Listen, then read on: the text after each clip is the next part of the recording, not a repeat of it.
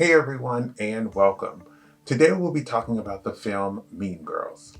Fun fact, Tim Meadows, who plays Mr. Duval, is the only person to be in all three of the Mean Girls films. This film came out in 2024 and stars Angourie Rice, Renee Rapp, Auli'i Cravalho, and was directed by Samantha, Jayne, and Arturo Perez. So, without further ado, let's get right into it.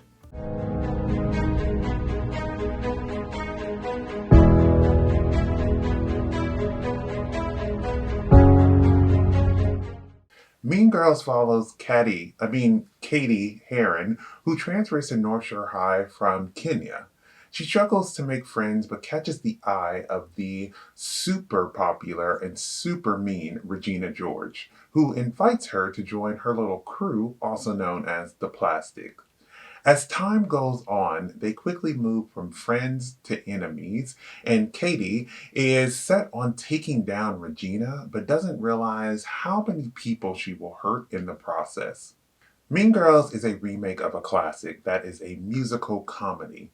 It has similar vibes to the OG Mean Girls, of course, Legally Blonde or Do Revenge.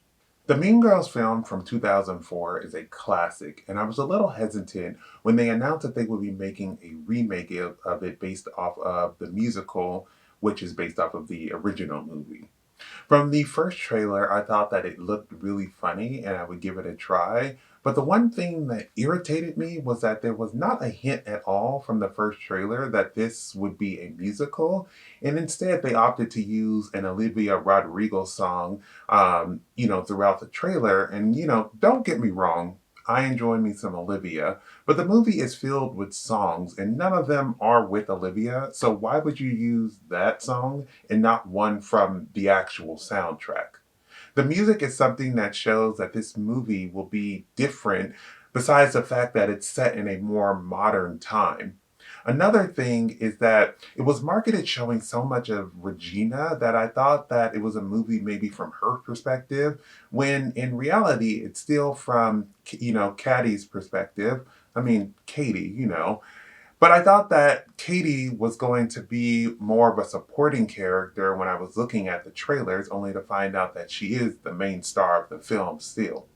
The movie was still enjoyable, but I just feel like the marketing could have been a little bit better. And thank God for some of the stars being a big draw for like the younger audience, and the name Mean Girls already holding its weight and being something that would get people talking. I love how this movie started off with Janice and Damian narrating and giving us the story from their perspective. I thought this was a cool way to introduce the audience to the film, considering they play a big part in introducing Katie to the cliques of the school and exploring the social hierarchy, but also because they are the ones that influence her to destroy the plastics from the inside. Besides the fact that they narrate this, they are also really freaking good at singing. I'm also glad that Janice is a lesbian in this movie because let's be honest, it makes a lot more sense for her character to actually be a lesbian. Katie is where we start off the movie, and to be honest, at first I wasn't sold on whether I enjoyed the character because I wasn't really feeling the song from when she was in Kenya, but she slowly grew on me. The scene where she is singing about Aaron Samuels was hilarious to me, and I love how it really didn't try to be serious, but leaned into how funny and a little bit weird her obsession with him was becoming. It was interesting to see her character change through the movie, even though I knew that she would become the next Regina George, and I thought that Angourie did a decent job stepping into this role.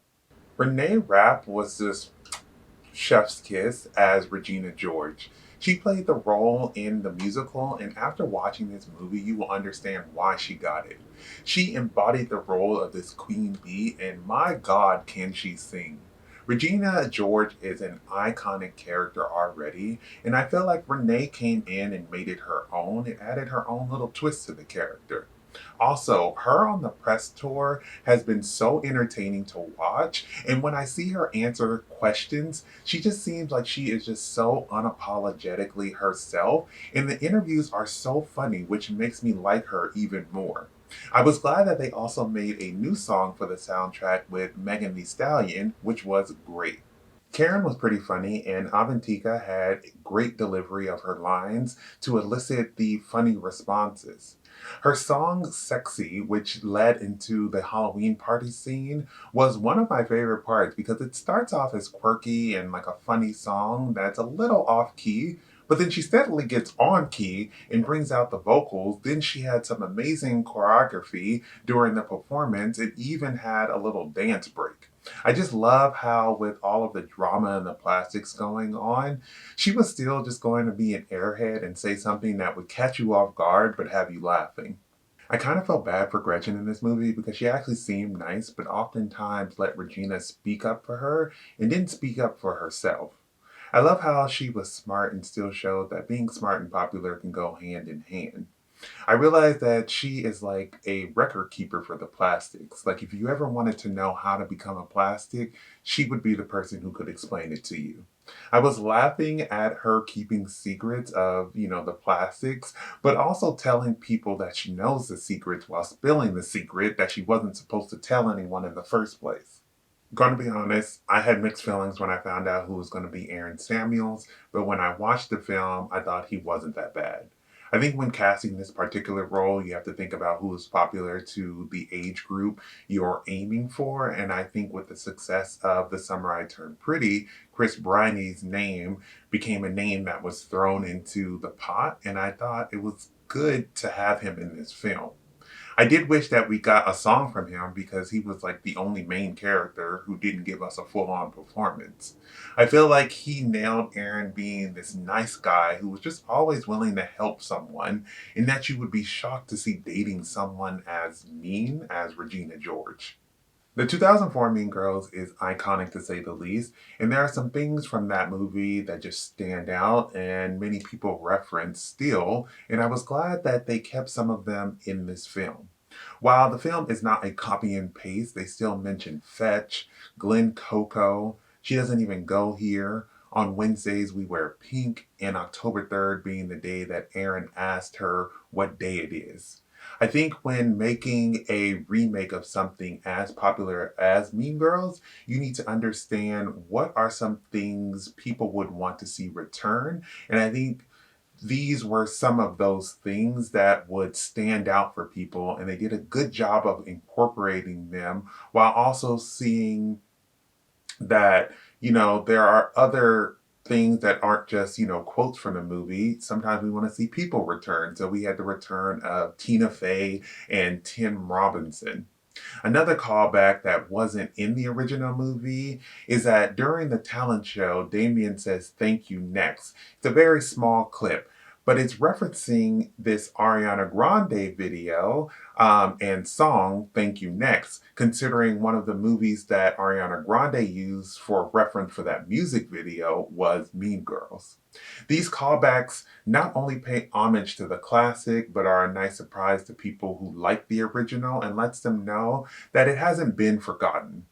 Also, the biggest callback, which was kind of spoiled, for me online before I went into the movie, was Lindsay Lohan coming back. And in this movie, she is the one that is the judge for the Mathletes tournament, which was really lovely to see. And my whole theater was cheering when she came on screen.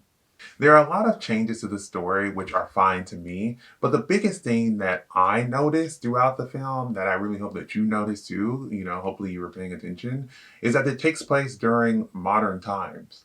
I think that this is a small but important detail to target a wider range in terms of, the audience, because while I may not be aware of what high school is like now, I have seen the original, so I have an idea of the plot of this story. And while some of the younger people may not have seen the movie from 2004, they may have an idea of what high school is like now or was in the last couple of years. It might connect with some of the references in the film. So the age range of people who will enjoy this movie is expanded. Social media obviously plays a big part now, as it should, because you can't have something set in high school in modern day and not mention social media.